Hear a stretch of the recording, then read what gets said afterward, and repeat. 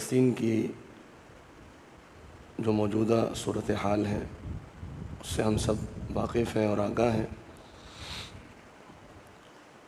اور جیسا کہ آپ احباب نے یہ سماعت کیا کہ فلسطین وہ ارض مقدس ہے جس کا اللہ رب العالمین نے قرآن مجید میں کئی مقامات پر ذکر فرمایا ہے،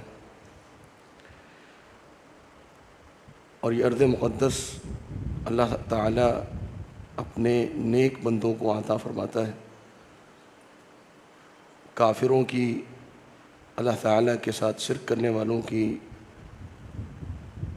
اس میں کوئی جگہ نہیں ہے، اور یہودی جو اس دنیا کا سب سے بڑا کافر، سب سے پرانا کافر اور سب سے بڑا ظالم ہے، اس کا تو اس ارض مقدس سے کوئی تعلق نہیں، دینی اعتبار سے بھی نہیں ہے اور تاریخی اعتبار سے بھی نہیں ہے۔ دینی اعتبار سے اور تاریخی اعتبار سے جو احوال ہیں وہ آپ نے سماعت کیے، مسجد اقصیٰ کے تعلق سے بھی اور یہودیوں کے جو جرائم ہیں ان کے حوالے سے بھی۔ یہ ابھی آج ہمارے اس پروگرام کی آج یہ آخری نشست ہے انشاءاللہ، اور اس نشست میں اختصار کے ساتھ میں وہ باتیں آپ کے سامنے ذکر کروں گا جو موجودہ فلسطین سے تعلق رکھتی ہیں، اور جو موجودہ حالات ہیں اس کا پس منظر کیا ہے، مقاصد کیا ہیں، اور ہماری ذمہ داریاں کیا ہیں۔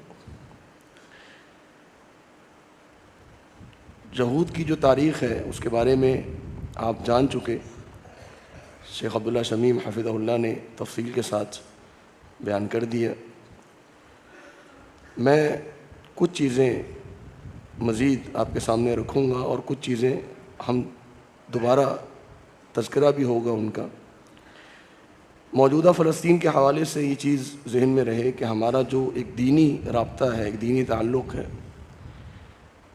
وہ کس نوعیت کا ہے، تاکہ ہم جو موجودہ صورتحال ہے اس کو سمجھ سکیں۔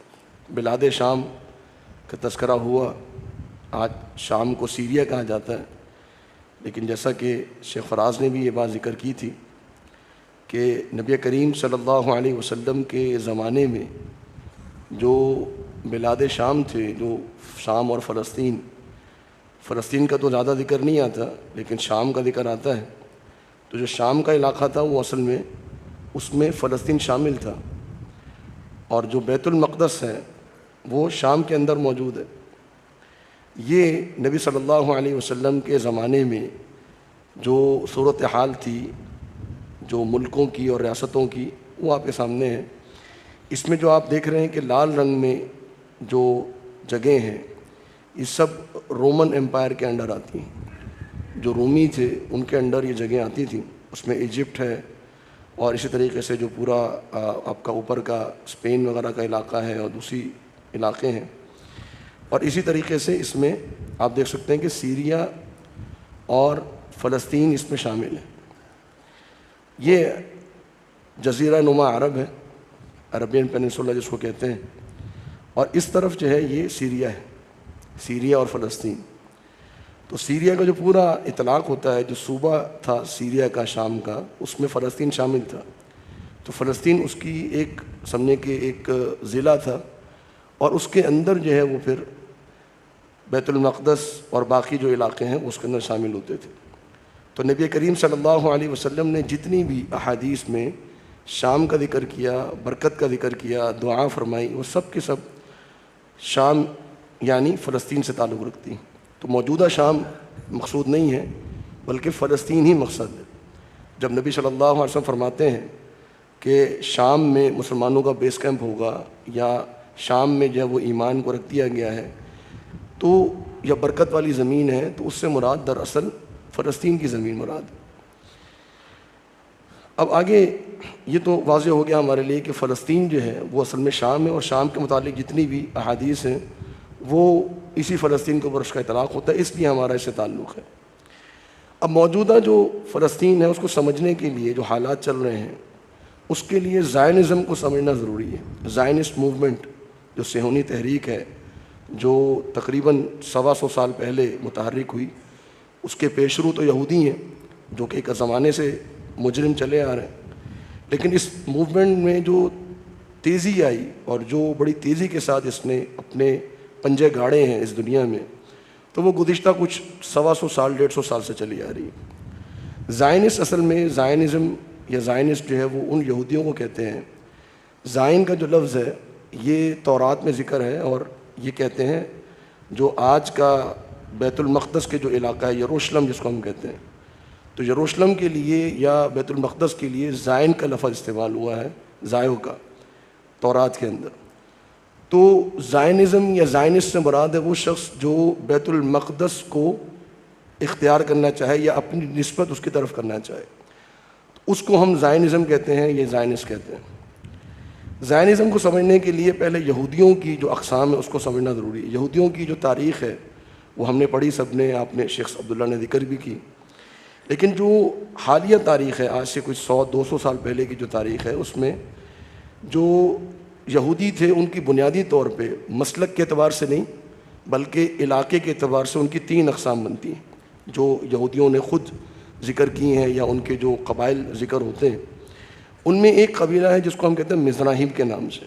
یہ مزراہیم جو یہودی ہیں یہ عرب میں آباد تھے، مڈل ایسٹ میں، نارتھ افریقہ میں، سوڈان وغیرہ میں، ایران میں، اور اسی طریقے سے عراق میں، کافی علاقوں میں، شام میں، فلسطین میں۔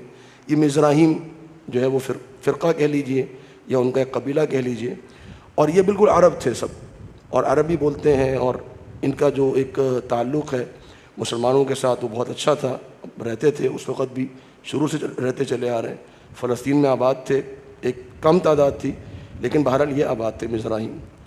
ایک اور جو قبیلہ ہے یا ان کا جو ایک یوں کہہ لیجیے کہ مسلک ہے، اس کو سفارڈک کہتے ہیں۔ سفارڈک جو یہ وہ لوگ ہیں جو یورپ سے تھوڑا آگے، جیسے اسپین کا جو علاقہ ہے، یہ اسپین جو آئیبیرین پیننسولا اس کو کہتے ہیں، اسپین، تیونس وغیرہ، اس طرف جو آباد تھے وہ سفارڈک تھے۔ اور جو تیسرا ہے قبیلہ یہودیوں کا، اس کو اشکنازیز کہتے ہیں یا اشکنازم کہتے ہیں اس کو۔ اشکنازم یا اشکنازیز جو ہیں یہ وہ لوگ ہیں جو یورپین یہودی ہیں، سارے یورپ میں آباد تھے، جرمنی میں، پولینڈ میں، یو کے میں، تو پورے جو یورپین یا امریکہ میں کم تھے یہودی، زیادہ تر جو یہودی آباد تھے وہ یورپ میں آباد تھے۔ ان کو ہیسیڈک بھی کہتے ہیں، یعنی جو یہودی ہیں ان کو ہیسیڈک کہتے ہیں۔ تو بنیادی طور پہ جو زائنسٹ کا تعلق ہے وہ اشکنازیز سے تعلق رکھتے ہیں۔ اس لیے آپ دیکھیں گے کہ بہت سے آج کل جو فلسطین کے حوالے سے جو پروٹیسٹ ہو رہے ہیں اس میں بہت سے یہودی بھی آ رہے ہوتے ہیں۔ وہ جو یہودی ہیں یعنی جو فلسطین کے حق میں بول رہے ہیں اور اسرائیل یہودیت کے خلاف بول رہے ہیں، تو وہ ان کا تعلق مزراہیم سے ہے یا سفارڈک سے ہے۔ جتنے بھی اشکنازیز ہیں وہ سارے کے سارے یا تو زائنسٹ ہیں یا ان کے حق میں بات کرتے ہیں۔ اور یہ جو ایبیرین پیننسولا سے تعلق رکھتے ہیں جو آپ کا اسپین وغیرہ سے، تو یہ بھی بہت قریب ہیں زائنسٹ کے۔ اب زائنزم کا تھوڑا سا تعارف اور اس کی تاریخ میں چاہوں گا کہ ہم اس کو سمجھیں۔ اس کا بنیادی طور پہ جو ابھی جو جدید اس کی جو موومنٹ چلی ہے اس کا آغاز ہوا ہے 19ویں صدی سے۔ 19ویں صدی کا مطلب ہے 1800 سے اس کا آغاز ہوا، اور اس میں سب سے زیادہ جس بندے نے اس کو موومنٹ کو چلایا اور اس کے اوپر ورکنگ کی تھی اس کا نام تھا تھیوڈور ہرزل۔ یہ ایک یہودی تھا، آسٹرین یہودی ہے، اور یہ اس کا ہنگری سے یا آسٹریا سے اس کا تعلق تھا، اور پھر یہ آسٹریا سے چلا گیا تھا پیرس، فرانس، وہاں جا کر آباد ہوا، اور اس کی پوری جو تحریک کا جو گڑھ تھا وہ فرانس تھا۔ اور فرانس کا جو انقلاب تھا، جو فرانس کی جو موومنٹ تھی، وہ بہت سارے فسادات کی جڑ ہے۔ اس پہ ابھی ہمارے پاس ڈسکشن کا وقت نہیں ہے، لیکن اگر آپ کبھی ہسٹری کو پڑھیں گے تو فرانس کا جو انقلاب برپا ہوا اس کے بعد یورپ کے اندر اور پھر عربک جو ہمارا یہ جو پورا ایک خطہ ہے عربی کا، اس کے اندر بہت سارے فسادات جو ہیں اس کے پیچھے فرانس موجود ہے۔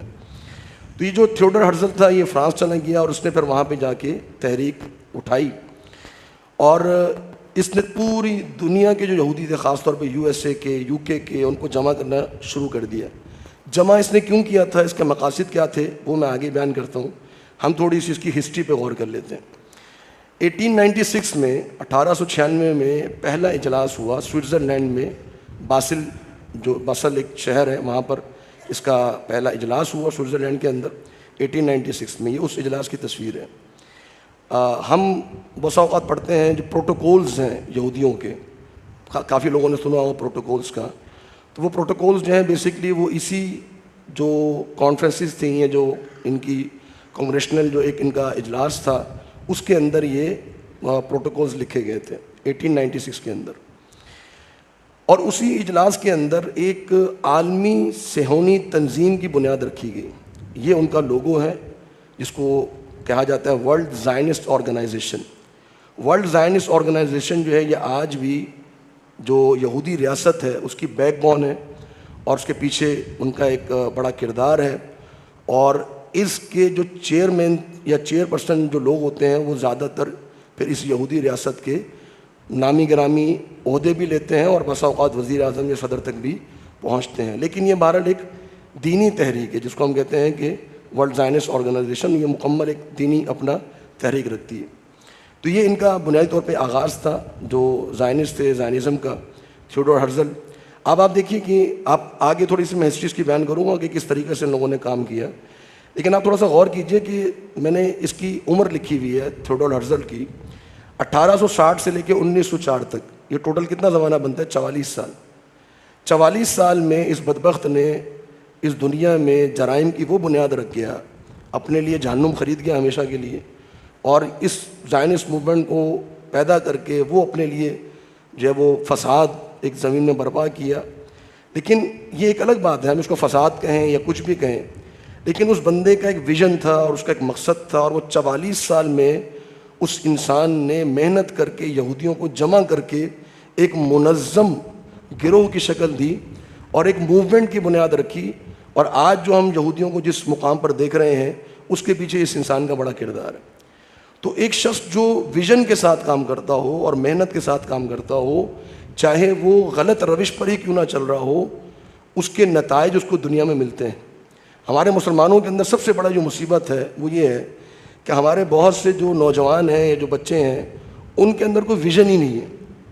ان کو اپنی دینی سوچ اور دینی ویژن کا علم ہی نہیں ہے کہ ہم نے کیا کرنا ہے، مسلم امہ کے لیے ہم کیا کر سکتے ہیں، ہم کیا موومنٹ لا سکتے ہیں، ہم کیا تحریک برپا کر سکتے ہیں. ایک شخص فقط 44 سال کی عمر میں دنیا کا نقشہ بدل گیا، 44 سال کی عمر میں. تو یہ اگر ہمارے مسلمان امت کے اندر ایسے لوگ پیدا ہوں جو ایک ویژن کے ساتھ ہوں، تحریک کے ساتھ ہوں، صلاحیت رکھتے ہوں، تو وہ اس سے بڑی بڑی موومنٹ چلا سکتے ہیں. تو مقاصد کیا تھے اس آرگنائزیشن کے بنیادی طور پہ؟ ایک تو یہ تھا کہ یہودیوں میں دینی تحریک کا آغاز، کہ یہودیوں کے اندر ایک دین کا ریوائول ہو، دوبارہ سے ان کو دین کے نام پر جمع کیا جائے اور سارے یہودی جو ہیں وہ اکٹھے ہوں. اور خاص طور پہ جو اشکنازیز ہیں اور سفارڈک ہیں ان کو ایک جگہ پہ جمع کیا. اور سوئٹزرلینڈ کے اندر جو پہلی ان کی آرگنائزیشن کا جو اجلاس ہوا اس میں فقط 200 یہودی تھے پوری دنیا سے، لیکن اس نے ان کو متحرک کیا اور بڑے کی پرسن لوگوں کو جمع کیا پوری دنیا سے، اور پھر وہاں سے اس نے اس موومنٹ کو چلانا شروع کر دیا. تو یہ پہلا مقصد تھا. دوسرا مقصد کیا تھا؟ دنیا میں کہیں بھی یا خصوصاً، یہ اس پہ غور کیجیے گا، دنیا میں کہیں یا خصوصاً ارض مقدس میں ایک ابتدائی یہودی ریاست ہو. کیا یہ میں نے الفاظ کیوں کہے دنیا میں کہیں؟ کیونکہ زائنسٹ کا یا زائنزم کا پہلا ہدف فلسطین نہیں تھا. اور اس کی میں مزید بھی آگے تاریخ بیان کروں گا. یہ آپ کے سامنے ایک جو ہے وہ چیپٹر ہے جو ویکیپیڈیا کا، اور یہ جو تصویر میں نے دی ہوئی ہے، یہ تصویر جو ہے یہ ایک یہودی اخبار جو اس نے جاری کیا تھا، اس نے ہرزل نے، اس کی تصویر ہے. تو اس میں انہوں نے جو ان کا دوسرا اجلاس ہوا تھا 1903 کے اندر، تو اس کے اندر انہوں نے یہ رکھا تھا، انہوں نے برطانیہ سے بات کی، یو کے سے بات کی کہ جی ہمیں آپ کوئی جگہ دیں جہاں ہم یہودیوں کو جمع کر کے لے جا سکیں. تو برطانیہ نے ان کو، برطانیہ کے انڈر جو افریقہ آتا تھا اس میں برطانیہ نے ان کو یوگنڈا کی جگہ دی کہ آپ یوگنڈا میں ہمیں آپ کو زمین دیتے ہیں تو وہاں پر آپ اپنے یہودیوں کو اکٹھا کر لیں. یہ باقاعدہ تجویز رکھی گئی یہودیوں کے سامنے، اور ہرزل نے اس کو قبول بھی کر لیا، تھیوڈور ہرزل نے اس کو قبول بھی کر لیا. اور پھر اس نے اپنی جو آرگنائزیشن تھی اس کے اندر اس تجویز کو رکھا، لیکن اس تجویز کو جو ہے وہ رد کر دیا گیا، کیونکہ جو زائنسٹ تھے ان کا مقصد یہ تھا کہ ہم فلسطین کے اندر ہی ہم اپنی ریاست کا قیام چاہتے ہیں. تو پھر بہرحال نتیجہ یہ نکلا کہ فلسطین کے اندر انہوں نے ناجائز قبضہ کیا. وہ کیسے کیا وہ آگے بیان کرتا ہوں. ایک اور اہم بات یہ تھی جو ان کے پروٹوکولز میں لکھی ہوئی ہے زائنسٹ موومنٹ کے، وہ یہ بڑی عجیب بات ہے، یہود کو مغرب یعنی یورپ کے ظلم سے بچا کر یہودی ریاست میں جمع کرنا۔ آپ ذہن میں رکھیے گا، میں نے آپ کو جو شروع میں 3 بتائے تھے، ایک مزراہیم تھے، سفارڈک اور اشکنازیز۔ جو مزراہیم ہیں وہ عرب میں آباد تھے مسلمانوں کے درمیان، اور بڑے خوش تھے اور بہت آسانی اور سہولت کے ساتھ رہ رہے تھے، کیونکہ اسلامی ریاستوں میں اقلیت پر ظلم نہیں ہوتا۔ لیکن جو یہودی یورپ میں آباد تھے ان کو بڑی خطرناک قسم کے ظلم کا سامنا کرنا پڑتا تھا، اور اس پہ کئی ہسٹری کی بکس موجود ہیں، آپ دیکھ سکتے ہیں۔ ایک مختلف منظم جرائم ہوتے تھے، جیسے آپ اگر سرچ کریں گے آپ کو ملے گا پوگرومز اینڈ ریوٹس۔ پوگرومز کہتے ہیں منظم ذبح کرنا، منظم جو ایک کسی کو قتل کر دینا۔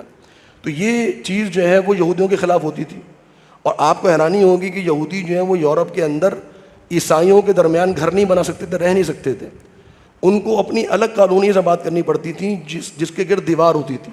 تو یہودی جو ہیں وہ یورپ کے اندر عیسائیوں کے درمیان نہیں رہ سکتے تھے، ان کو الگ اپنی کالونی سے بات کرنی پڑتی تھی، اور پھر ان کے خلاف منظم جرائم ہوتے تھے جس میں سینکڑوں کی تعداد میں یہودی جو ہیں وہ مارے گئے۔ اور یہ میں بات کر رہا ہوں یورپ کی، جو بہت ہیومن رائٹس کی بات کرتے ہیں اور بڑی جو ہے وہ ایکول رائٹس کی بات کرتے ہیں اور سب کے لیے اقلیتوں کے حقوق کی بات کرتے ہیں، ان کے اپنے آج سے 100 سال پہلے کے یہ حالات ہیں کہ عیسائی یہودی جو ہیں وہ ایک ریاست چاہ رہے تھے کہ جہاں وہ نکل کے جائیں یورپ سے بچنے کے لیے۔ اور پھر ایک اور اہم چیز جو ہم سب جانتے ہیں، ہولوکاسٹ ہوا۔ جو نازیز تھے، جو جرمن تھے، جو ہٹلر، اس نے تقریباً جو ہسٹری میں بتایا جاتا ہے 6 ملین یہودی اس نے مارے، گیس چمبر کے اندر ڈال کے ان کو اس نے مار دیا سب کو، 6 ملین یہودیوں کو مارا اس نے۔ تو ایک پوری ہسٹری ہے اس کے پیچھے۔ تو یہ جرم کہاں پہ ہو رہا ہے؟ جرمنی کہاں پر ہے؟ جرمنی یورپ کے اندر ہے۔ اور آپ اندازہ کیجئے آج جو یو این کی جو چیئرپرسن ہے، نام میرے ذہن میں نہیں ہے، وہ جرمن ہے، اور یو این آج اس کے یہودی ریاست کے ساتھ کھڑا ہے۔ میں ایک بار اپنے آپ کو بھی تنبیہ کر رہا ہوں اور آپ کو بھی تنبیہ کر رہا ہوں، ایک اہم بات ہمارے پوسٹر پہ بھی لکھا ہوا ہے، آپ دیکھ رہے ہوں گے، مقبوضہ فلسطین اور ناجائز یہودی ریاست۔ ہم اس کو اسرائیل کہتے ہیں، میں سمجھتا ہوں اس کو اسرائیل نہیں کہنا چاہیے۔ اسرائیل ہمارے لیے محترم اور مقدس لفظ ہے۔ ہم یا تو اس ریاست کو مقبوضہ فلسطین کہیں، جیسے ہم کشمیر کو کہتے ہیں مقبوضہ کشمیر، ہم تو نہیں کہتے انڈیا اس کو، تو ہم اسرائیل کو اسرائیل کیوں کہتے ہیں؟ اسرائیل کو اسرائیل کہنا اسرائیل کو تسلیم کرنا ہے۔ تو ہمیں کہنا چاہیے مقبوضہ فلسطین، یا ہمیں کہنا چاہیے ناجائز یہودی ریاست۔ یہ ہمیں الفاظ استعمال کرنے چاہیے، ہمیں اس کی عادت ڈالنی چاہیے۔ تو یہ جو ناجائز یہودی ریاست جس کا اس نے سوچا تھا ہرزل نے، اس کا مقصد کیا تھا؟ ہولوکاسٹ اس کے پیچھے، وہ 6 ملین یہودی مار دیے گئے۔ اور آج جرمن کی جو یو این جو چیئرپرسن ہے وہ جرمن ہے، اور وہ جو ہے وہ کھڑی ہوئی ہے اس ناجائز یہودی ریاست کے ساتھ۔ کیوں؟ کیونکہ اپنے جرائم پر انہوں نے پردہ ڈالنا۔ تو یورپ کے اگر آپ ہسٹری کو دیکھیں گے، اور آج یہ یہودی جو ہیں وہ جرمنوں کے خلاف کیوں نہیں بولتے؟ آپ یہ بھی ذرا سوچیے، کیا یہودی کسی یورپین کو مار سکتے ہیں؟ کسی یورپی شہر پہ بمباری کر سکتے ہیں؟ کیوں نہیں کر سکتے؟ ان کو پتہ ہے کہ جب ہم نے کسی یہودی شہر پہ کچھ کیا پورا یورپ اکٹھا ہو جائے گا، پورا یورپ ایک ہو جائے گا۔ لیکن مسلم کوئی مسئلہ ہی نہیں ہے، غزہ کو مار کے انہوں نے تباہ برباد کر دیا۔ کیوں؟ ان کو پتہ ہے آج مسلمان تقسیم ہے، یہ کچھ نہیں کر سکتے ہمارے خلاف، یورپ کو کچھ نہیں کہہ سکتے۔ اب جرمن جس نے ہولوکاسٹ کیا، جس نے مارا، ان کو کچھ وہ نہیں کہہ سکتے، اور مسلمان جہاں پر مزراہیم رہے سکون کے ساتھ، تسلی کے ساتھ، ان کو جو ہے وہ شہید کر رہے ہیں اور ان کی تباہی جو ہے وہ کر رہے ہیں۔ تو یہ وجہ تھی ایک، تو مقصد ایک یہ تھا کہ یہود کو مغرب کے ظلم سے بچا کر یہودی ریاست جمع کرنا۔ ایک اور مقصد جو لکھا ہوا ان کو پروٹوکول میں وہ یہ ہے کہ ایک مسیحا کا انتظار، مسایہ جس کو ہم دجال کہتے ہیں، تو اس دجال کا ہم انتظار کر رہے ہیں جس کے ذریعے وہ گریٹر اسرائیل کا قیام کریں گے۔ ابھی انہوں نے جو ہے وہ جو یہودی ریاست بنائی ہے وہ عارضی طور پہ بنائی ہوئی ہے، یہ جو گریٹر انہوں نے ریاست بنانی ہے وہ مسایہ کے آنے کے بعد بنانی ہے۔ اس کا نقشہ بھی انہوں نے دیا ہوا پروٹوکولز کے اندر، یہ نقشہ آپ دیکھ سکتے ہیں کہ جس میں جو ہے وہ سیریا شامل ہے، عراق شامل ہے، سعودی عرب کا ایک بڑا حصہ اس میں شامل ہے، ایجپٹ کا حصہ اس میں شامل ہے، سوئس کینال اس کے اندر شامل ہے، لبنان پورا اس میں ہے، ترکی کا ایک بڑا حصہ اس کے اندر شامل ہے۔ تو یہ گریٹر ان کی ریاست ہے جس کو انہوں نے اپنے پروٹوکولز میں ڈالا ہوا ہے، اور یہ ان کا جو ہے وہ مقصد تھا۔ ایک اور اہم مقصد جو تھا جس پر وہ کام کر رہے ہیں اور بڑی حد تک کامیاب بھی ہیں، وہ یہ تھا کہ تمام ادیان و عقائد کو مٹا کر ان کی شناخت ختم کر دی جائے، ان لوگوں کے پاس اپنی شناخت نہ رہے، اور جب ان کی اپنی شناخت نہیں رہے گی وہ لبرل ہو جائیں گے، وہ کسی دین کے ساتھ ان کا تعلق نہیں ہوگا، کوئی بنیاد پر وہ قائم نہیں ہوں گے، تو پھر وہ ظاہری بات ہے کہ یہودی چونکہ منظم ہے اپنی دین کے اعتبار سے تو وہ اوپر ہوں گے اور باقی سب جو ہیں ان کے غلام ہوں گے. اور یہ بات یہودیوں کے تلمود میں بھی لکھی ہوئی ہے کہ جو جتنے بھی لوگ ہیں یہودیوں کے علاوہ وہ انسان ہی نہیں ہے, وہ ہیومن بینگ ہی نہیں ہے, انسان ہی نہیں, وہ جانور ہے. ان کے ساتھ جانوروں جیسا سلوک کرنا چاہیے. یہ ان کی مقدس کتابوں کے اندر یہ بات لکھی ہوئی ہے.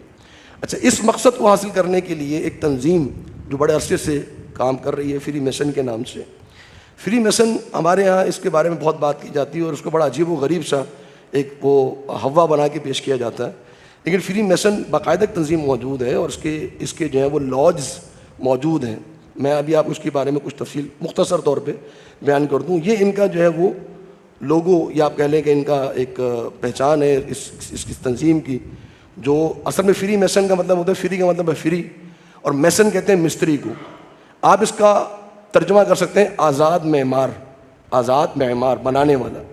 تو یعنی یہ فری میسن اصل میں ایک ایسی تنظیم ہے کہ جو دنیا کو کسی بھی قانون اور کسی بھی عقیدے کے جو ہے وہ بندھن میں دیکھنا نہیں چاہتی. وہ یہ چاہتے ہیں کہ لوگ ہر طرح سے آزاد ہوں, جو ان کے ذہن میں آئے وہ کریں, جو ان کے ذہن میں آئے وہ بولیں, جیسے زندگی گزارنا چاہیں گزاریں, وہ انسان بنیں, وہ جانور بنیں, وہ جو مرضی بنیں, جیسے مرضی زندگی گزاریں, ان کو کوئی روکنے ٹوکنے والا نہ ہو.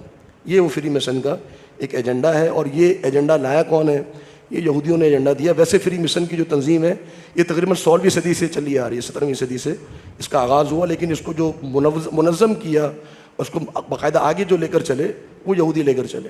یہ لندن کے اندر ان کا ایک لاج بنا ہوا ہے فری میسن کا, وہاں پر ان کی باقاعدہ محفلیں ہوتی ہیں. اور یہ صرف لندن میں نہیں, مختلف جگہوں پہ آپ دیکھیں گے ان کے لاجز بنے ہوئے ہیں مختلف جگہوں پہ, اور یہ باقاعدہ جمع ہوتے ہیں اور ان کی مقاصد ہیں جس پہ یہ ورکنگ کرتے ہیں.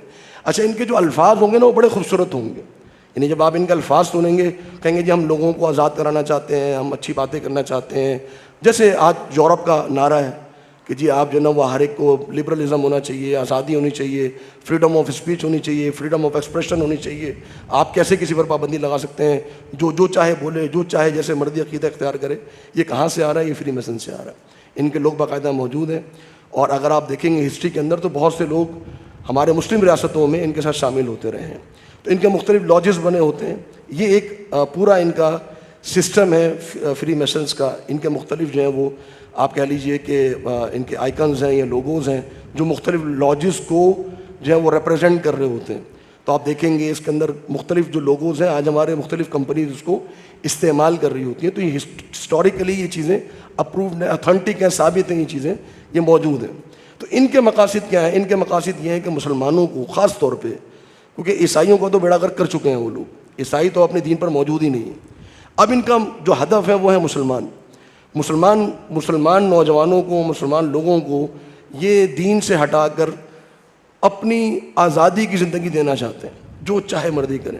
اب آپ نے دیکھا کہ ایک لہر اٹھی ہے پورے یورپ کے اندر اور پوری ورلڈ کے اندر جو کہ LGBT کی لہر ہے.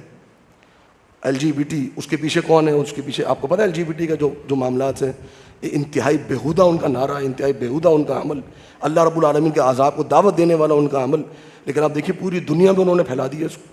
ایک عام آدمی بھی اس کے خلاف بات نہیں کر سکتا. کینیڈا میں ایک والد جو ہے وہ اپنے بیٹے کو یا اپنی بیٹی کو LGBT سے روک نہیں سکتا, قانوناً جرم ہے, آپ کچھ نہیں کر سکتے, قانون ریاست اس کو اٹھا کے لے جائے گی. اس حد تک اس کو نافذ کرنا یہ کہاں سے آ رہا ہے؟ ظاہری بات ہے پیچھے اس کی منظم منصوبہ بندی ہے, اس کے پیچھے منظم طریقہ کار ہے. اور آپ حیران ہوں گے اس ناجائز یہودی ریاست میں LGBT ممنوع ہے. پورے یورپ میں جائز ہے, اس ناجائز یہودی ریاست میں ممنوع ہے LGBT. تو وہ لوگ اپنے کام, اپنے مقاصد پر نظر رکھے ہوتے ہیں اور ان کو پتہ ہے کہ ہم نے اپنے یہودیوں کی کیسے تربیت کرنی ہے. لیکن ہمارے ہاں یہ چیز بہرحال موجود نہیں ہے. تو یہ ان کا مقاصد تھے. ایک اور بڑا اہم مقصد تھا, یہودیوں کی دینی زبان عبرانی جو تھی وہ ایک قدیم زبان تھی جس میں تورات لکھی ہوئی تھی اور بہت سے یہودی اس کو بھلا چکے تھے. اس کو جدید اسلوب میں, جدید انداز میں ڈھالنا یہ ان کا مشن تھا ان کا. کیونکہ یہ جو زبان, جو لینگویج ہے انسان کی, جو زبان ہے اس انسان کی, جو لغت ہے اس کی, وہ اس کو ایک تشخیص دیتی ہے, اس کو ایک تشخص دیتی ہے, اس کی شخصیت کو بناتی ہے, اس کے جذبات, اس کی جو سوچنے کا انداز, اس کی گفتگو کا انداز, یہ اس کو ڈھالتی ہے.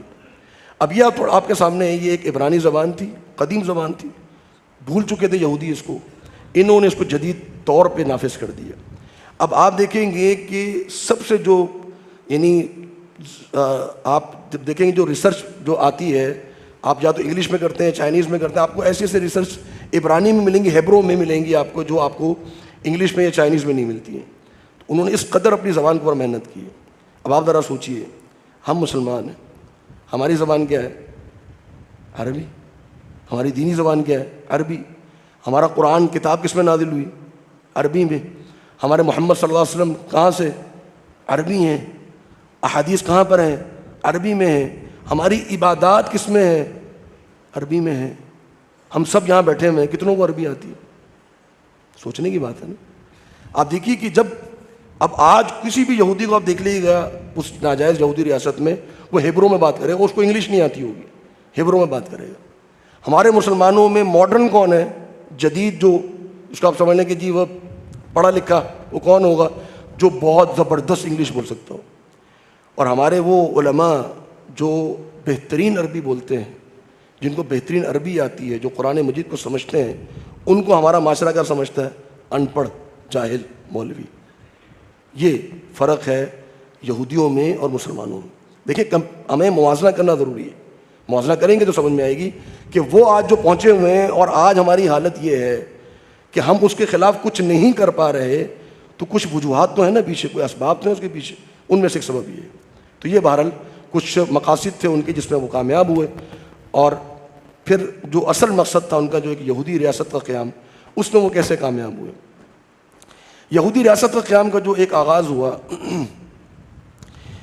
سب سے پہلے میں نے آپ کو ذکر کیا کہ جو تھیوڈر ہرزل تھا، اس نے کوشش کرنا شروع کر دی، اور سب سے پہلے کام اس نے یہ کیا کہ اس نے سلطان عبدالحمید، جو عبدالحمید ثانی، جو کہ خلافت عثمانیہ، سلطنت عثمانیہ کے آخری خلیفہ تھے، آخری حکمران تھے، ان کے پاس وہ گیا، اور اس نے تقریباً 10 ارب ڈالر، 10 بلین ڈالر، ملین کی بات نہیں کر رہا میں، 10 بلین ڈالر گولڈ میں اس نے دینے کا وعدہ کیا کہ آپ ہمیں اسرائیلی ریاست بنانے دیں، یہودی ریاست آپ بنانے دیں، میں آپ کو۔ اور اس وقت یہ بات ہے تقریباً 1900، بلکہ یہ تھیوڈر ہرزل کے مرنے کے بعد کی بات ہے، زائنسٹ گئے ان کے پاس، 1909 کی بات ہے، پہلے 1903 میں گئے، منع کر دیے، پھر 1909 میں گئے، اس نے پھر منع کر دیا، ارض فلسطین دینے سے اس نے منع کر دیا۔ اس کے بعد کیا ہوا، جب اس نے منع کر دیا سلطان عبدالحمید نے، اور یہ بات ہسٹوریکلی اپرووڈ ہے، اس نے، وہ ایک غیرت مند آدمی تھا، اس نے کہا کہ میں نہیں دوں گا آپ کو زمین، ٹھیک ہے، اس کے اندر بہت ساری مسائل ہوں گے، سلطنت عثمانیہ ایک بڑی زمین پر اس نے ایک لمبے عرصے تک، یعنی مسلمانوں کی سب سے بڑی خلافت اور سب سے طویل خلافت وہ سلطنت عثمانیہ تھی، اور اس میں مسلمانوں نے بڑا عروج حاصل کیا۔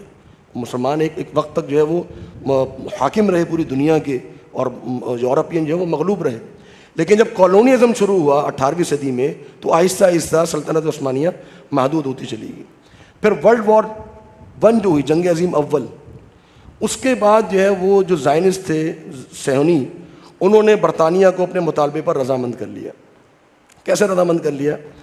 1917 میں جب یہ ان کو مار دیا گیا تھا، سلطان عبدالحمید کو 1909 میں یا 1911 میں ان کو شہید کر دیا گیا، ختم کر دیا گیا، سلطنت عثمانیہ ختم ہو گئی، اور جنگ عظیم جو ہے وہ اول ہوئی۔ اس کے بعد 1917 میں برطانیہ کی حکومت نے ایک سرکاری حکم نامہ جاری کیا، جس میں انہوں نے فلسطین میں یہودی ریاست کے قیام کی اجازت دی۔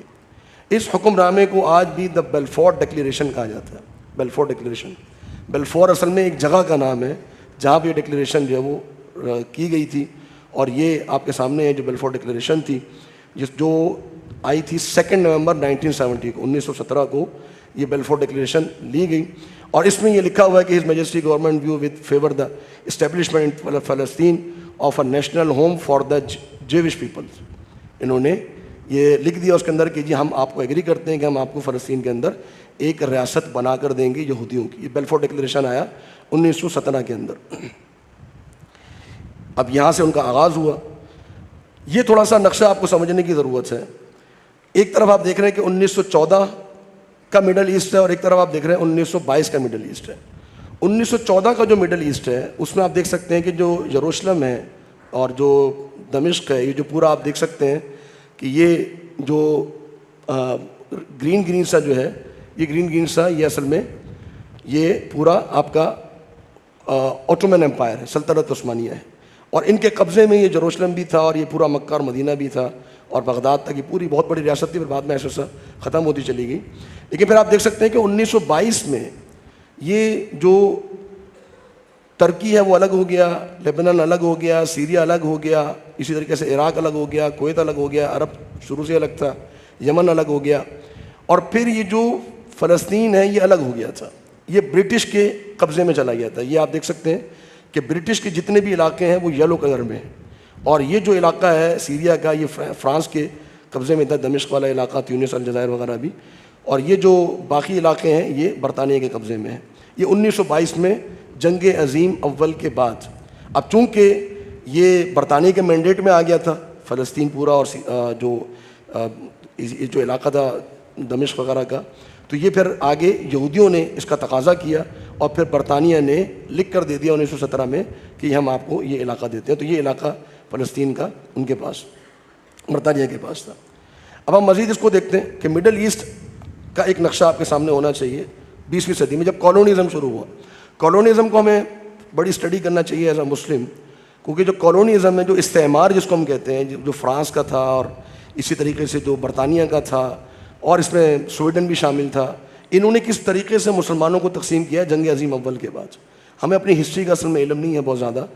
تو یہ آپ دیکھ سکتے ہیں کہ جتنے بھی ریڈ ایریاز ہیں یہ سارے کے سارے برٹش گورنمنٹ کے پاس تھے، جس میں ہمارا یہ بر صغیر بھی شامل تھا، انڈیا پاکستان اس کے اندر شامل تھا، بھوٹان کا پورا یہ نیپال کا علاقہ شامل تھا، کویت ہے، یمن ہے، اسی طریقے سے UAE ہے، اسی طریقے سے جو فلسطین ہے، اور اس طرف کا جو پورا مصر وغیرہ بھی، یہ سارا کا سارا ان کے پاس موجود تھا. تو یہ آپ دیکھ سکتے ہیں کہ یہ فلسطین کا علاقہ ہے اور یہ برطانیہ کے پاس تھا، جو گریٹ بریٹن تھا اس وقت، ان کے پاس جو ہے وہ یہ علاقے موجود تھے. اس کے بعد انہوں نے اس کو تقسیم کرنا شروع کیا. یہ ایک نقشہ ہے 1947 کا، جو کہ نیشنل جغرافک والوں نے اس کو شائع کیا، ان کی بک کے اندر موجود ہے.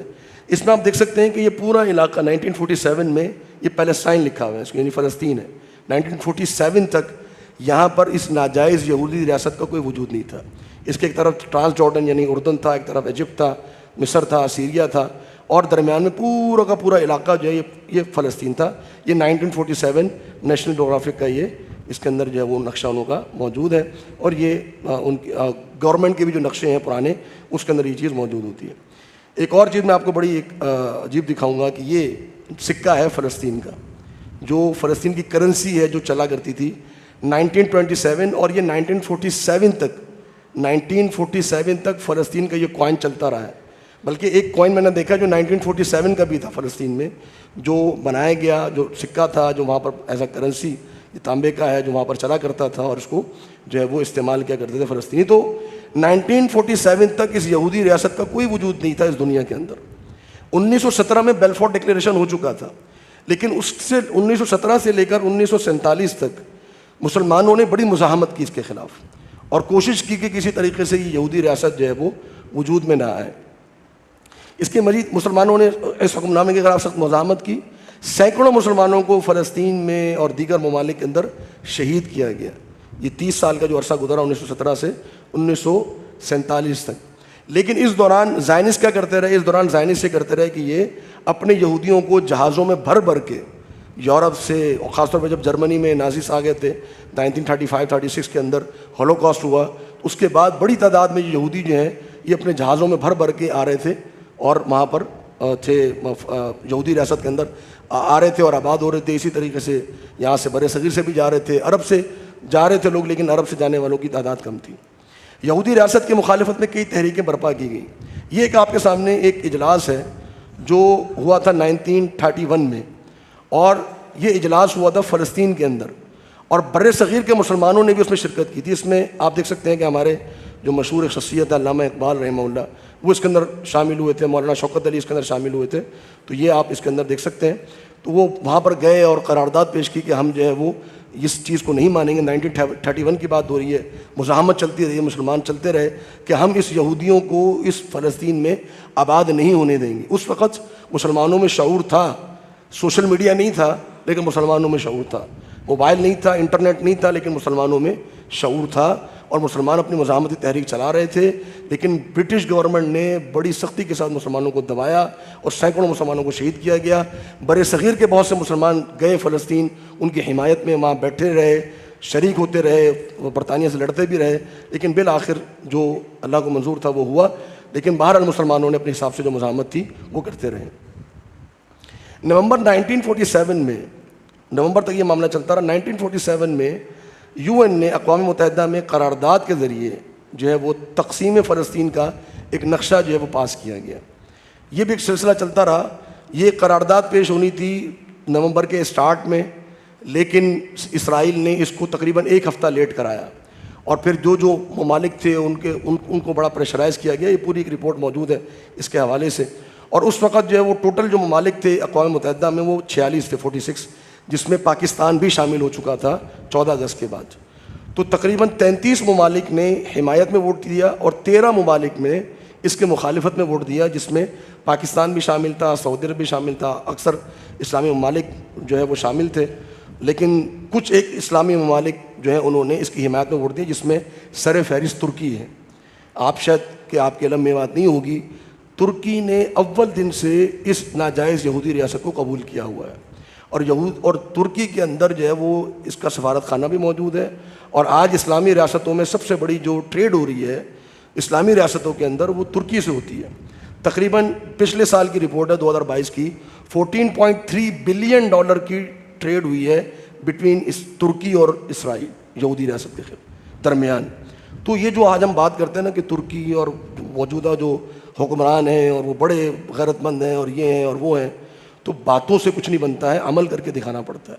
ابھی تک ترکی نے تسلیم کیا ہوا ہے, سفارتی تعلقات اپنے منقطع نہیں کیے ہوئے ہیں, اور پھر بھی ہم اس کے قصیدے پڑھتے ہیں.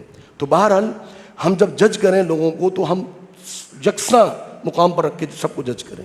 تو ترکی نے اول دن سے, آپ 33 ممالک کے آپ اٹھا کے دیکھیں گے, ترکی نے اس کو قبول کیا.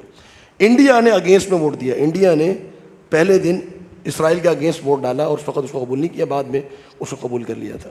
یہ وہ مجوزہ نقشہ ہے اسرائیل یا یہودی ریاست کا, فلسطین کا. اس میں آپ دیکھ سکتے ہیں کہ تقسیم کیسے کیا گیا کہ 52% جو ایریا تھا فلسطین کا, جو آپ گرین میں دیکھ رہے ہیں, یہ اسرائیل یہودی ریاست کو دیا گیا, اور یہ جو یلو کلر میں ہے یہ فلسطین کو دیا گیا. حالانکہ اس وقت, اور یہ بھی میں بات آپ کو بتا دوں کہ جب 1917 میں فلسطین کی ریاست کا تقسیم کرنے کا منصوبہ بنایا گیا اور ناجائز یہودی ریاست کا نقشہ بنایا گیا, اس وقت فلسطین میں یہودی 5% تھے. پھر بڑی تیزی کے ساتھ ان کو آباد کیا گیا, اور پھر بھی 1947 میں 1947 میں جب یہ نقشہ پاس کیا گیا, اس وقت یہودیوں کی تعداد فلسطین کے اندر 30% تھی. 70% اس وقت بھی مسلمان آباد تھے, لیکن یہودیوں کو جو جگہ دی گئی وہ 52% تھی پورے فلسطین کی. اور بڑی جو ہے وہ اچھی جگہیں جو جغرافی کے حساب سے بہت مناسب تھی ان کو دی گئی چن کے, اور جو ہے وہ یہاں پر اس کو جگہ دی گئی مسلمانوں کو بہت کم, تقریباً 40%. اور 8% کا جو یہ جگہ ہے یہ یروشلم ہے. یروشلم کو انٹرنیشنل سٹی قرار دیا گیا, اور وہاں پر جو ہے وہ اقوام متحدہ موجود رہی کافی عرصے تک. پھر بعد میں یہودیوں نے اس پہ بھی قبضہ کر لیا, یہودیوں کا, میں آگے اس کو بیان کرتا ہوں. تو یہ 1947 میں یہ جو قرارداد تھی اس کو پیش کیا گیا. 14 مئی 1948 کو غاصب یہودی ریاست کے قیام کا اعلان کیا گیا. اس کا جو پہلا پریزیڈنٹ ہے بن گورین, یہ اس کی تصویر ہے جب اعلان کیا جا رہا تھا. اور آپ دیکھ سکتے ہیں کہ ان لوگوں نے یہ جو تصویر لگائی ہوئی ہے یہ کس کی ہے, تھیوڈور ہرزل کی, جس نے جو آرگنائزیشن اسٹارٹ کی زائنسٹ کی اور اس کو لے کے چلا. حالانکہ اس نے بہت کم وقت دیا, لیکن دیکھیں قومیں اپنے محسنوں کو یاد رکھتی ہیں, یہ ان کا طریقہ کار ہے. ہم مسلمانوں کو یہ تربیت دے دی گئی ہے کہ جی آپ بس ٹھیک ہے کر لیا, کون سا ہم پہ احسان کر دیا کسی نے. نہیں, جس شخصیت نے دین کے لیے محنت کی ہے وہ ہمارا محسن ہے, اور اسی نوعیت سے ہم صحابہ کرام کا احترام کرتے ہیں, اسی وجہ سے ہم تابعین کا احترام کرتے ہیں, اسی وجہ سے ہم علماء اور ائمہ کا احترام کرتے ہیں, اور اسی وجہ سے کہیں پر بھی کسی بھی مسلم اسٹیٹ کے لیے, مسلمان ریاست کے لیے جن جن لوگوں نے اپنا کردار ادا کیا ہو, ہمیں ان کا احترام کرنا چاہیے بطور مسلم کے. وہ آپ دیکھ سکتے ہیں یہ قومیں اس وجہ سے ترقیاں کرتی ہیں کہ انہوں نے واقعتاً اپنے لوگوں کو یاد بھی رکھا ہوتا ہے اور ان کو لے کر بھی چل رہے ہوتے ہیں. تو 14 مئی وہ سیاہ دن تھا 1948 کا جب اعلان کیا گیا, اور اس کے فوراً بعد اگلے ہی دن 15 مئی کو 1948 کو 6 عرب ریاستوں نے غاصب یہودی ریاست کے خلاف اعلان جنگ کر دیا. 15 مئی 1948 کو, جب ایک دن ہوا تھا بنے ہوئے اس یہودی ریاست کو, تو 6 عرب ریاستیں تھیں جس میں اردن تھا, مصر تھا, لبنان تھا, اور اسی طریقے سے جو ہے وہ عراق تھا. تو یہ ان ریاستوں نے, اسی طریقے سے سعودیہ اور یمن, انہوں نے اپنی فوجی بھیجی تھی 1948 میں 15 مئی کو, اور یہ سلسلہ پہلے سے چلا آ رہا تھا. جیسے ہی اعلان کیا گیا تو اس کے فوراً بعد دن پر حملہ کر دیا گیا. لیکن افسوس کے بعد اللہ رب العالمین نے جو لکھا تھا, 10 جون کو, یعنی فقط تقریباً کوئی 3 ہفتوں کے اندر 10 جون 1948 کو یہودی ریاست کی فتح کے ساتھ یہ جنگ ختم ہوئی, جس میں یہودیوں نے مزید فلسطین کے بڑے حصے پر قبضہ کر لیا. یہ اس جنگ کی ایک یعنی سمجھنے کے ایک کانسیپٹ اس کا دیا ہوا ہے کہ جس میں آپ دیکھ سکتے ہیں کہ یہاں سے عراق اور اردن اور شام کا یہ جو فوجیں ہیں انہوں نے حملہ کیا, اور یہ جو جگہ ہے, یہ جو بلو کے ساتھ آپ دیکھ رہے ہیں, یہ بلو ایریاز جو ہیں یہ ان کی مسلمانوں کی ہیں, اور یہ جو ایریاز جو ہیں یہ یہودیوں کے ہیں. تو بہرحال حملہ ہوا, لیکن فقط 21, 22, 23 دن کے اندر جو ہے وہ جنگ ختم ہوئی, اور مزید قبضہ جو ہے وہ یہودیوں نے کر لیا. 1948 میں جیسے ہی یہودیوں نے یہ جنگ جیتی ہے تو یہودیوں نے فلسطینی مسلمانوں پر مظالم کی انتہا کر دی, کیونکہ فلسطینیوں کے پاس کوئی فوج نہیں تھی. اردن پیچھے ہو گیا تھا, شام پیچھے ہو گیا تھا, عراق پیچھے ہو گیا تھا, شکست کھا کے پیچھے چلے گئے. اب فلسطینی اکیلے نہتے رہ گئے تھے. تو یہودیوں نے کیا کیا کہ جو گاؤں تھے, شہر تھے, وہاں ان پر حملہ کیا, اور اس حملے میں کرتے کیا تھے کہ اس میں وہ ایک گاؤں میں جاتے اور سب لوگوں کو باہر نکالتے اور لائن میں کھڑا کرتے اور سب کو گولیوں سے بھون دیتے, چاہے وہ مسلمان عورتیں ہوں, بچے ہوں, بزرگ ہوں. اور یہ کرتے کیوں تھے کہ تاکہ لوگوں میں مشہور ہو جائے کہ یہودی جو ہیں وہ بڑا ظلم ڈھا رہے ہیں, یہودی بڑا ظلم ڈھا رہے ہیں, اور ایک خوف کی فضا بن جائے. جیسے خوف کی فضا بنی تو تقریباً پورے فلسطین سے جو گاؤں کے لوگ تھے مسلمان, انہوں نے اپنے علاقے چھوڑے اور ہجرت کر کے وہ چلے گئے مسلمان اکثریت علاقوں کی طرف, جو کہ 2 علاقے تھے, ایک غزہ کا علاقہ تھا اور ایک جس کو مغربی کنارہ یا ویسٹ بینک جس کو ہم کہتے ہیں آج, اس کی طرف ہجرت کی. تقریباً 7 لاکھ مسلمانوں نے اس وقت اپنے علاقوں کو چھوڑا, اور ان تمام علاقوں کے اوپر جو ہے وہ قابض ہو گئے تھے یہودی. اس کے لیے اوپر کافی کتابیں, النکبہ اس کو کہتے ہیں, آپ نے اگر سرچ کرنا ہو النکبہ کے نام سے, کیٹاسٹرافی اس کو کہتے ہیں, جو تباہی ایک لحاظ سے مسلمانوں کی 1948 میں سب سے پہلا جو ظلم اسرائیل یہودیوں نے کیا مسلمانوں کے اوپر, وہ 1948 میں اپنے آغاز کے ابتدا سے انہوں نے شروع کر دیا تھا. پھر ایک اور جنگ ہوئی جو کہ جون 1967 میں ہوئی, 67 میں تمام عرب ریاستوں نے مل کر یہودی ریاست پر حملہ کیا, اور لیکن اس میں بھی یہ ہوا کہ یہودی ریاست نے مغربی ممالک کے تعاون سے صرف, پہلے تو پھر بھی 22-23 دن لگے تھے, اس میں صرف 6 دنوں کے اندر تمام ریاستوں کو شکست دی. اور پھر کیا کیا انہوں نے, پورے فلسطینی خطے کو, نہ صرف یہ کہ پورے فلسطین کو, بلکہ جو اردن کی گولان کی پہاڑیاں ہیں اور مصر کا جو سینائی کا علاقہ ہے, جو سرائے سینا جس کو ہم کہتے ہیں, اس پر بھی اسرائیل نے قبضہ کر لیا. یعنی فلسطین بھی اپنے قبضے میں کر لیا, اور اردن کا بھی کچھ علاقہ اور مصر کا بھی کچھ علاقہ اپنے قبضے میں کر لیا. یہ آپ دیکھ سکتے ہیں, یہ بیفور 1967 یہ جو ہے وہ علاقہ موجود تھا, جو ویسٹ بینک تھا یہ اردن کے پاس تھا, اور جو غزہ تھا یہ مصر کے پاس تھا. یہ 1967 سے پہلے 1948 کی جنگ میں جو فلسطینی ریاستیں تھیں وہ تقسیم ہو چکی تھیں. جو ویسٹ بینک تھا وہ چلا گیا تھا اردن کے پاس, اور جو غزہ تھا وہ چلا گیا تھا مصر کے پاس. 1967 کی وار میں پھر انہوں نے کیا کیا, اسرائیل نے قبضہ کر لیا. یہ تو یہودی ریاست تھی ہی تھی, اس کے علاوہ اس جگہ پہ بھی قبضہ ہو گیا, گولان کی پہاڑیوں پر بھی قبضہ ہو گیا, اور مصر کے اوپر بھی قبضہ کر لیا 1967 کی وار میں. پھر آگے قبضے چلتے رہے, آج تک چلے آ رہے ہیں. اور یہ بات آپ کے ذہن پہ رہے, اب ہم حالیہ کی بات کر لیتے ہیں کہ آج جو غزہ ہے اور آج جو مغربی کنارہ جو ویسٹ بینک جس کو ہم کہتے ہیں, یہ فلسطین نہیں ہے. یہ آپ ذہن میں نہ رکھیں کہ یہ علاقے فلسطینیوں کے قبضے میں ہے, وہ فلسطینی گورنمنٹ ہے, وہ فلسطینی پولیس ہے, وہ فلسطین کا نظام ہے. نہیں, وہ یہودیوں کے قبضے میں ہے. یہودیوں نے جو ہم کہتے ہیں نا کہ دنیا کی سب سے بڑی جیل بنا کر اس کو رکھا ہوا ہے. اور جو ویسٹ بینک ہے اسی کے اندر یروشلم ہے, اسی کے اندر مسجد بیت المقدس ہے, اسی میں مسجد اقصیٰ ہے. بیت المقدس ہے اور مسجد اقصیٰ ویسٹ بینک کے اندر موجود ہے, اور اس کے پہ قبضہ کس نے کیا ہوا ہے؟ یہودیوں نے قبضہ کیا ہوا ہے. تو فلسطینیوں کے پاس آج کچھ بھی نہیں ہے. اور اگر آپ تاریخ کے حساب سے دیکھیں گے تو تاریخ کے حساب سے یہ پورا آپ کا سلسلہ بنتا ہے. 1947 میں فلسطین یہ تھا گرین, اور یہ یہودی کچھ آباد تھے. پھر 1947 میں جیسے ہی پارٹیشن ہوا تو یہودیوں کو یہ اتنا بڑا ایریا دے دیا گیا. پھر 1967 کی جو جنگ ہوئی ہے اس کے بعد پھر یہ پورا علاقہ ابھی یہودیوں کے پاس ہے. اور یہ جو آپ گرین سا دیکھ رہے ہیں یہ مسلمانوں کی آبادیاں ضرور ہیں, لیکن یہ مسلمانوں کے اختیار میں نہیں ہے, یہ مسلمانوں کے اختیار میں نہیں ہے. اور ہمارے آج لوگوں کو یہ بھی نہیں صحیح طریقے سے معلوم کہ غزہ اور ویسٹ بینک کیا ہے. یہ آپ کے سامنے ہے, مغربی کنارہ ویسٹ بینک جس کو ہم کہتے ہیں یہ ایک طرف ہے, اور جو غزہ ہے وہ دوسری طرف ہے, ٹھیک ہے نا. اور ان کے درمیان جو فاصلہ ہے وہ تقریباً 70 کلومیٹر کا فاصلہ ہے, یعنی غزہ اور ویسٹ بینک کے درمیان تقریباً 70-72 کلومیٹر مائلز کا فاصلہ ہے, کلومیٹر سے زیادہ ہو سکتے ہیں. اور یہ دیکھیں آپ ٹوٹل جو اسرائیل ہے, اگر آپ ذرا سوچیں کہ ٹوٹل اسرائیل یا جو یہودی ریاست ہے اس کا ایریا کتنا ہے, اگر آپ اندازہ کریں گے تو اسکوائر کلومیٹر میں اگر آپ نکالیں گے تو 22,000 اسکوائر کلومیٹر بنتا ہے. 22,000 اسکوائر کلومیٹر 22,000 اسکوائر کلومیٹر بنتا ہے. اور اگر آپ اس کی وڈتھ اور اس کی آپ لینتھ دیکھیں گے تو زیادہ سے زیادہ اس کی وڈتھ جو بنتی ہے وہ تقریباً 110 کلومیٹر ہے, اور لینتھ جو اس کی بنتی ہے وہ 420 کلومیٹر ہے.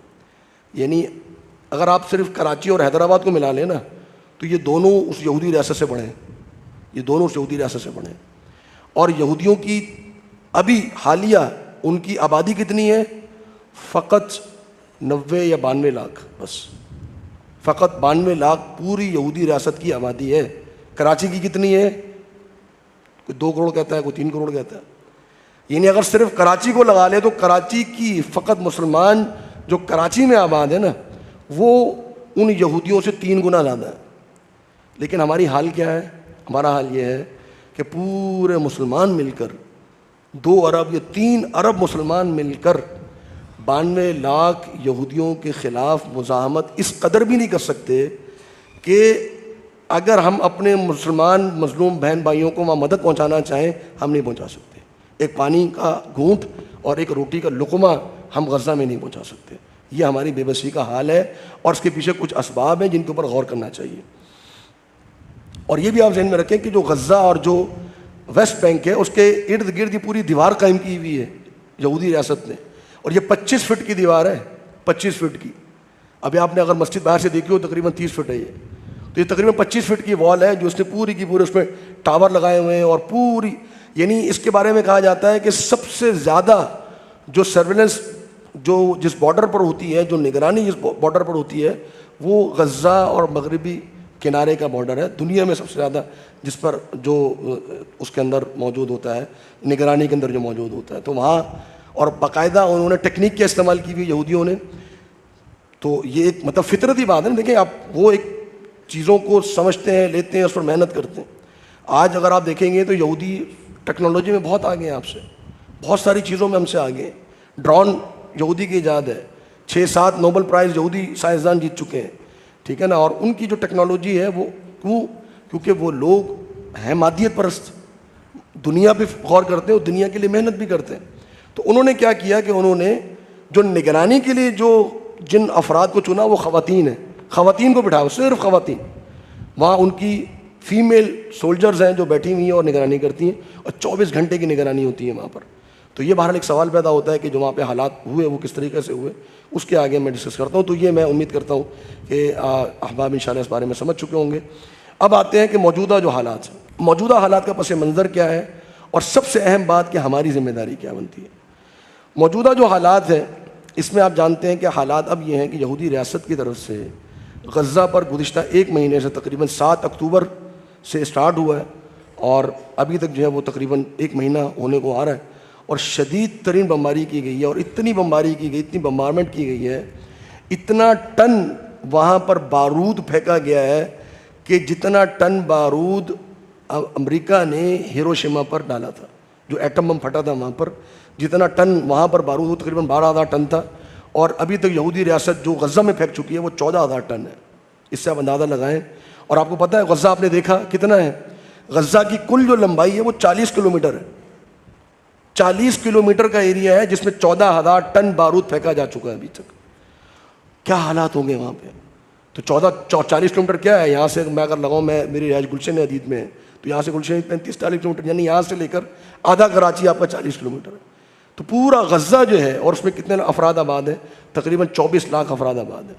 اور وہاں 14,000 ٹن بارود ابھی تک اسرائیل جو ہے وہ پھینک چکا ہے. اور یہ صورتحال ہے.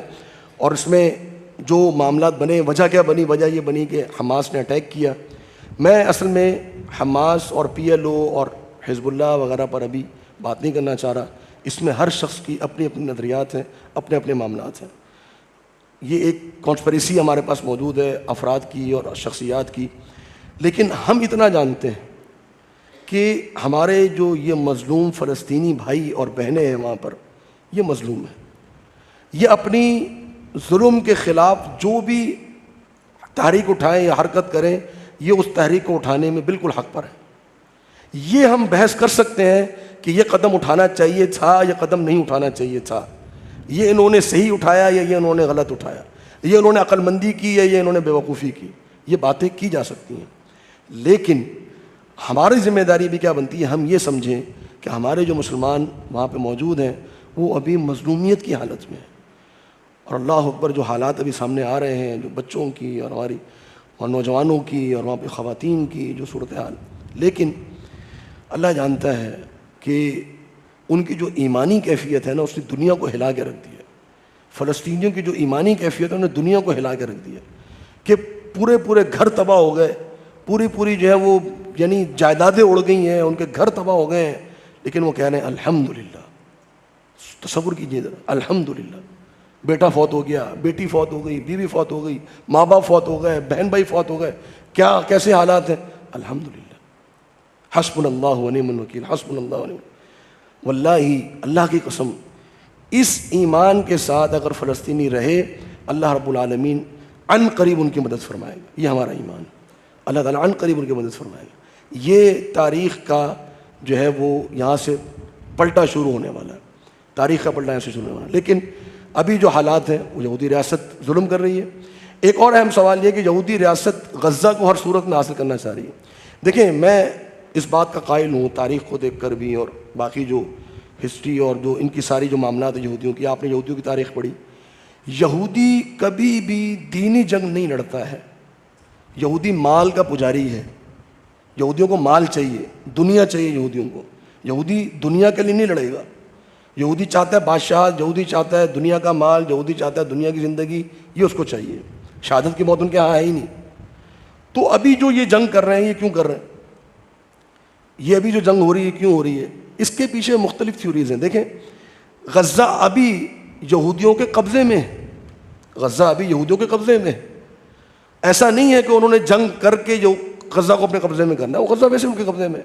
وہاں کوئی بندہ جا نہیں سکتا ان کی اجازت کے بغیر. وہاں کوئی سامان آپ ان کی اجازت کے بغیر نہیں لے جا سکتے. وہاں کوئی آپ ایکٹیویٹی ان کی اجازت کے بغیر نہیں کر سکتے. تو اصل میں تو وہ قبضہ ان کا ہے. ویسٹ بینک جو ہے، جو فلسطین کا جو مغربی کنارہ، جو یروشلم، مسجد اقصیٰ، وہ یہودیوں کے قبضے میں ہے. تو قبضے میں ہوتے ہوئے اتنی بمبارمنٹ کیوں ہو رہی ہے؟ یہ کیوں کیا جا رہا ہے؟ یہ ذرا ایک سوچنے کی بات ہے. اور وہ کیوں کیا جا رہا ہے؟ کیونکہ یہودی غزہ کو حاصل کرنا چاہتے ہیں. یعنی حاصل کرنے سے مراد کہ وہاں سے مسلمانوں کا انخلا چاہتے ہیں. آپ النکبہ کو یاد کیجئے 1948 کے. انہوں نے کیا کیا تھا؟ انہوں نے مسلمانوں کو گاؤں سے نکالا اور مارا کیوں؟ ایک نفرت ضرور ہے یہودی کے دل میں، مسلمان کے خلاف بہت نفرت ہے. لَتَجِدَنَّ أَشَدَّ النَّاسِ عَدَاوَةً لِلَّذِينَ آمَنُوا الْيَهُودَ وَالَّذِينَ أَشْرَكُوا. اللہ رب العالمین کا فرمان سچا ہے کہ سب سے بدترین دشمن مسلمانوں کے وہ کون ہیں؟ وہ یہودی ہیں. سب سے زیادہ دشمنی وہ کرتے ہیں مسلمانوں کے ساتھ. تو ان کے دلوں میں نفرت موجود ہے. لیکن ایسا نہیں ہے کہ وہ اگر وہ مار رہے ہیں تو بلا مقصد مار رہے ہیں. ان کو وہ مار رہے ہیں اپنی دشمنی کے لیے بھی، لیکن ان کا پیچھے ایک مقصد بھی ہے، اور وہ یہ کہ خوف و ہراس پھیلانا تاکہ مسلمان وہاں سے چلے جائیں. اور پہلے دن سے اسرائیل یہ بات کر رہا ہے کہ آپ جو ہے نارتھ غزہ، ساؤتھ غزہ سے نارتھ غزہ کی طرف آپ چلے جائیں، جنوبی غزہ سے آپ شمالی غزہ چلے جائیں. اور بالآخر وہ مسلمانوں کو وہاں سے مصر کی طرف دھکیلنا چاہتا ہے. کیا مقاصد ہیں اس کے پیچھے؟ واللہ عالم. بہت ساری تھیوریز ہیں اس کے پیچھے. غزہ کے کیوں حاصل کرنا چاہ رہا ہے؟ وہاں سے کوئی اس نے جو ہے کوئی جو ابھی انڈیا نے جو ایک اکنامک کوریڈور بنایا ہے اس کی ایک ابھی نیتن یاہو نے تقریر کی تھی اقوام متحدہ میں, اور وہ باقاعدہ اس نے میپنگ کر کے دکھائی ہے کہ جی یہاں سے بھی کوریڈور جا سکتا ہے, اور بہت سارے معاملات ہیں. ایک اہم بات جو تھی وہ یہ تھی کہ یہ حیفا, تل ابیب اور یہ غزہ, یہ تینوں جو ہیں وہ پورٹ ہیں جو بڑے اہم پورٹ ہیں مڈل ایسٹ کے لیے. حیفا اور تل ابیب جو ہیں یہ بہت اچھے پورٹ ہیں, لیکن جو سب سے ڈیپ پورٹ جو کہتے ہیں اور جہاں سے بہت قریب ہے بہت ساری چیزیں, میں کیونکہ اوتھینٹک باتیں نہیں ہیں اس لیے میں زیادہ ڈسکس نہیں کرنا چاہتا اس کو, لیکن بہرحال یہ ذہن میں رہے کہ ابھی جو بمبارمنٹ ہو رہی ہے اس کے پیچھے بہرحال یہ مقاصد ہیں, اور مسلمانوں کو وہ چاہتے ہیں کہ غزہ سے نکال کے دوسری طرف لے جایا جائے. مسلمان ایک بڑی تعداد میں ویسٹ بینک میں بھی آباد ہے, ویسٹ بینک میں تقریباً 16 لاکھ مسلمان آباد ہیں, اور 24 لاکھ مسلمان جو ہیں وہ غزہ میں آباد ہیں. تو ویسٹ بینک میں بھی آباد ہے, لیکن ویسٹ بینک میں وہ بمبارمنٹ نہیں کر رہا, وہاں سے مسلمانوں کو نہیں نکال رہا, غزہ سے کیوں نکال رہا ہے؟ یقیناً اس کے پیچھے کچھ نہ کچھ مقاصد ہوں گے.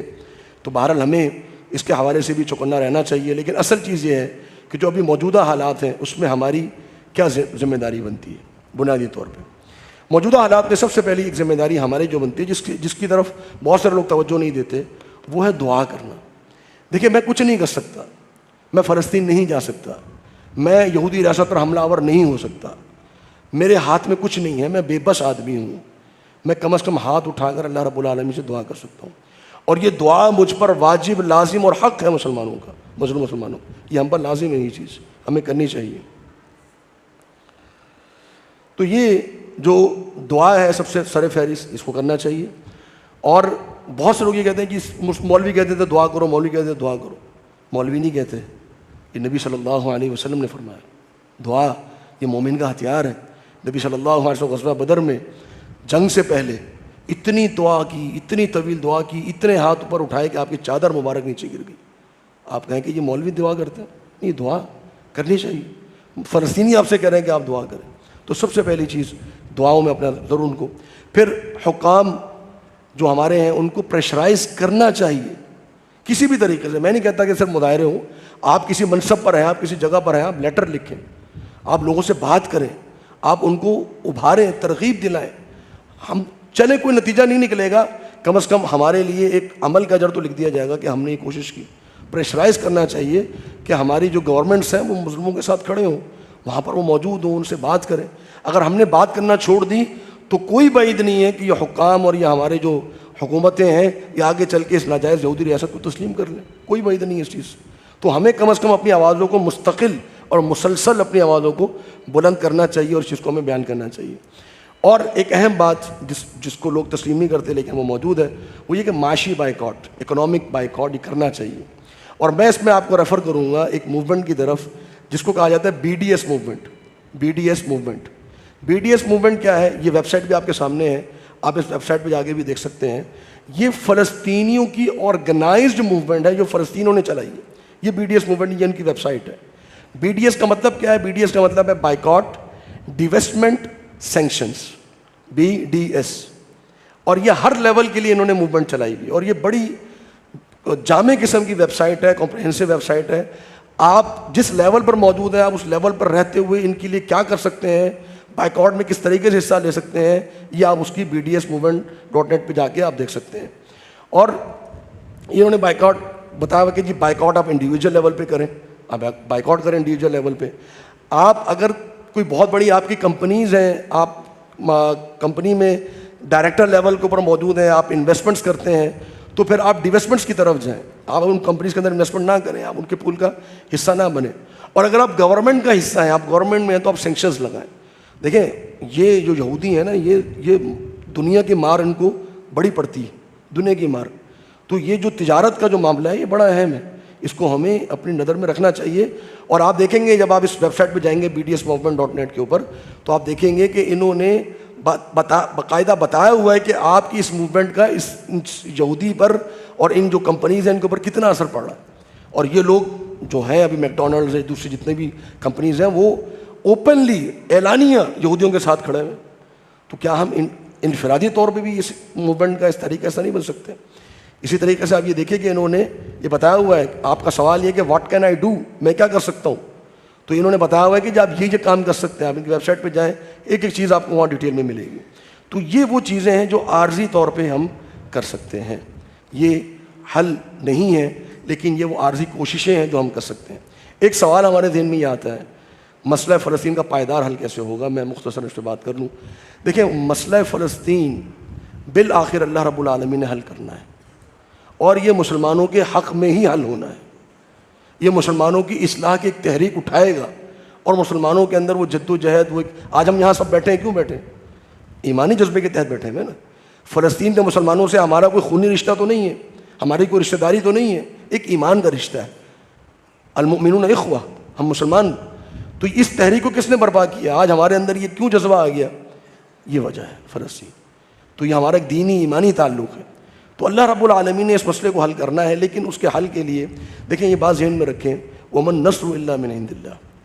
مدد جو ہے نا وہ اللہ رب العالمین کی طرف سے آتی ہے. بس آپ جتنی مرضی بنا لیں, فوجیں بنا لیں, اسلحہ بنا لیں, آج آپ کی ترکی کی فوج, پاکستان کی فوج اور عرب کی فوجیں لگا لیں, صرف آپ کی جو فوجیں ملا لیں نا وہ اس یہودی ریاست کی آبادی سے زیادہ ہے. صرف آپ فوجوں کی تعداد لگا لیں تو اس یہودی ریاست کی آبادی سے زیادہ ہے. لیکن بے بسی کیوں؟ اللہ کی مدد نہیں آئی ہوئی. اللہ کی مدد نہیں آئی ہوئی. اللہ کی مدد ہوگی تو پھر 313 بھی 1000 پہ بھاری پڑ جاتے ہیں. تو نصرت الہی کے اسباب اختیار کرنے ہوں گے, یہ بڑی اہم بات. آج لوگ بڑے جذباتی ہو جاتے ہیں, نکلو باہر, ان کو کہو کہ لڑائیں جا کے, جہاد کریں جا کے. یہ مولوی جو ہے وہ تزکیہ نفس کی باتیں کرتے ہیں. تو میرے بھائی نصرت الہی جو مستقل حل ہے اس کے لیے آپ کو کیا کرنا ہے؟ اس کے لیے آپ کو وہ کرنا ہے جو اللہ رب العالمین نے قرآن مجید میں بتایا کہ نصرت میری, میں نے مدد کرنی ہے تو میں کیوں مدد کروں گا تمہاری اور کب مدد کروں گا تمہاری, یہ کون بتائے گا؟ یہ اللہ بتائے گا. اللہ نے کہاں بتایا؟ اللہ رب العالمین نے قرآن مجید میں بتایا. نصرت الہی کا اسباب کیا ہے؟ سب سے پہلا سبب ایمان کی مضبوطی اور تکمیل. ایمان کہاں ہے ہمارا آج؟ آپ دیکھیے اللہ رب العالمین نے کیا فرمایا, فرمایا وَكَانَ حَقًّا عَلَيْنَا نَصْرُ الْمُؤْمِنِينَ. اللہ فرما رہا ہے مجھ پر لازم ہے, ہم پر لازم ہے کہ ہم مومنین کی مدد کریں. لازم ہے ہم پر. اللہ کہہ رہا ہے, ہم کہہ رہے ہیں یا اللہ تیری مدد کیوں نہیں آ رہی؟ اللہ فرما رہا ہے كَذَلِكَ حَقًّا عَلَيْنَا نُنْجِ الْمُؤْمِنِينَ. ہم پر حق ہے کہ ہم اہل ایمان کی کو نجات دیتے ہیں. اللہ فرما رہا ہے. اللہ رب العالمین فرما رہا ہے اِنَّا لَنَنْصُرُ رُسُلَنَا وَالَّذِينَ آمَنُوا فِي الْحَيَاةِ الدُّنْيَا وَيَوْمَ يَقُومُ الْأَشْهَادُ. بے شک ہم مدد کرتے ہیں اپنے رسولوں کی اور ان لوگوں کی جو ایمان لائے اس دنیا کی زندگی میں بھی اور اس دن قیامت کے جب گواہ کھڑے ہوں گے. اللہ نے مدد کرنی ہے دنیا کے اندر. اللہ فرما رہا ہے کس کی مدد کرنی ہے؟ المؤمنین. المؤمنین الذین آمنوا. ایمان ہمارا تو جو ایمان ہے وہ پہلے درجے پر ہی نامکمل ہو جاتا ہے. ایمان باللہ, اللہ پر ایمان. مجھے بتائیے ایک شخص فلسطین کے احتجاج میں شریک ہو, فلسطین کے لیے کرنا چاہے اور وہ کہے یا علی مدد, یا رسول اللہ مدد, یا غوث اعظم مدد. اب مجھے بتائیے اس نعرے کے ساتھ اللہ رب العالمین فلسطین کا مسئلہ حل کرے گا؟ اللہ کی مدد آئے گی اس نعرے کے ساتھ؟ نہیں آئے گی. جب تک یہ نعرہ مسلمانوں کے دل سے نکلے گا نہیں اور یا اللہ مدد کا نعرہ نہیں آئے گا مسلمانوں کے دلوں میں, ایمان باللہ ہی پورا نہیں ہے. پھر ایمان بالرسول آپ دیکھ لیجیے کتنے لوگ ہیں ہمارے جو رسولوں پر, جو نبی صلی اللہ علیہ وسلم پر صحیح ایمان لائے ہوئے. حدیث کی اتباع کتنے لوگ کرتے ہیں؟ آج کسی امام کا قول آ جائے, کسی شخصیت کی بات آ جائے, کسی فرد کی بات آ جائے, رواج کی بات آ جائے, ہماری برادریوں کی باتیں آ جائیں, ہم کہاں مانتے ہیں؟ ہمارے چہرے ہی نبی صلی اللہ علیہ وسلم والے نہیں ہیں, ہمارے عمل ہی نبی صلی اللہ علیہ وسلم والے نہیں. ایمان بالرسول کہاں ہے؟ ایمان بالکتاب, ایمان بالقرآن. ہم میں سے کتنے ہیں جن کو قرآن کی صحیح سمجھ میں آتی ہے؟ کتنے ہیں جنہوں نے قرآن کو سمجھنے کی کوشش کی ہے؟ ایمان کی تکمیل 313 والا ایمان ہوگا نا تو اللہ رب العالمین مدد فرمائے گا. یہ ضروری ہے. اللہ کی مدد آئے گی لیکن کب آئے گی؟ ان چیزوں کے ساتھ. اور پھر ایک اور جو سبب ہے نصرت الہی کا وہ اللہ تعالیٰ کے دین کی مدد. اللہ نے کیا فرمایا؟ یا ایھا الذین آمنوا ان تنصروا اللہ ینصرکم ویثبت اقدامکم. اے ایمان والو اللہ کی مدد کرو, اللہ تمہاری مدد کرے گا, تمہارے قدموں کو مضبوط کر دے گا. اللہ کی مدد کرو. اللہ رب العالمین فرمایا وَلَا يَنْصُرَنَّ اللَّهُ مَن يَنْصُرُ إِنَّ اللَّهَ لَقَوِيٌّ عَزِيزٌ. اللہ رب العالمین اس کی مدد کرے گا جو اللہ رب العالمین کی مدد کرتا ہے. بے شک اللہ تعالیٰ قوی بھی ہے, اللہ غالب بھی ہے. اللہ کی مدد کون لوگ کرتے ہیں؟ فرمایا الذین ان مکناہم فی الارض اقاموا الصلاۃ وآتوا الزکاۃ وامروا بالمعروف ونہوا عن المنکر. وہ لوگ جن کو اگر ہم زمین میں جگہ دیں وہ نماز بھی, صلاح بھی قیام کرائیں گے, نماز بھی قیام کرائیں گے, زکوٰۃ بھی ادا کریں گے, نیکی کا حکم دیں گے, برائی سے منع کریں گے. یہ وہ لوگ ہیں. تو دین کا نفاذ, دین کی شریعت, دین کی دعوت تبلیغ. آپ بتائیے ہم میں سے کتنے لوگ ہیں جو آج اپنی دنیا کو چھوڑ کر, دنیا کے کاروباروں کو چھوڑ کر دین کی دعوت کے لیے نکلتے ہیں؟ دین کی مدد کے لیے نکلتے ہیں، تو میرے بھائی یہ سارے مسئلے حل ہوں گے. مسئلہ فلسطین بھی حل ہوگا، مسجد اقصیٰ کا مسئلہ بھی حل ہوگا، مسئلہ کشمیر بھی حل ہوگا، چیچنیا کا بھی حل ہوگا، برما کا بھی حل ہوگا. سارے مسائل اللہ رب العالمین حل کرے گا ایمان اور دین کی مدد سے. اور بھی اسباب ہیں، لیکن اگر فقط یہ 2 اسباب مسلمان اختیار کر لیں جس کی طرف علماء دعوت دیتے ہیں. اصل بات یہ ہے نا، ہم جب بات کرتے ہیں دین کی دعوت کی اور عمل کی اصلاح کی تو کہتے ہیں کہ جی آپ لوگ تو بس ایسی باتیں کر دیتے ہیں، ابھی بتائیں نا کیا کرنا. بھائی اس کی طرف آئیے. نبی صلی اللہ علیہ وسلم نے 13 سال اسی کی دعوت دی ہے تو مدینہ میں پھر بدر کی جنگ لڑی ہے نا. ابھی آپ 13 سال کی زندگی گزار ہی نہیں رہے، ابھی آپ دین کو ابھار ہی نہیں رہے، دین کی دعوت دے نہیں رہے، ایمان کی تکمیل کر نہیں رہے، اور آپ چاہتے ہیں کہ بدر والی مدد آ جائے. کیسے آئے گی بدر کی مدد؟ نہیں آئے گی کسی کو. تو لہٰذا یہ ضروری ہے یہ چیز. اور یاد رکھیے یہودی اس دنیا کا حقیر ترین آدمی ہے، بزدل ترین آدمی ہے، موت سے خوف زدہ، موت سے خوف زدہ. یہ جو ہم کہہ دیتے ہیں نا کہ جی یہودی اس کے پیچھے، یہودی اس کے پیچھے، ہاں یہودیوں کی محنتیں ہیں، یہودی کرتے ہیں، اپنی محنت کے بل بوتے پر یہاں تک پہنچے ہیں. لیکن اللہ کی قسم اگر مسلمانوں کے اندر تھوڑی سی بھی آ جائے نا ایمانی غیرت، اور وہ تھوڑا سا ایمان پر قائم ہو جائے، یہودی کچھ بھی نہیں ہے ان کے سامنے. میں ایک مستقبل کا منظر نامہ آپ کے سامنے رکھ دیتا ہوں آخری بات کے طور پہ، جو فلسطین کا حوالے سے.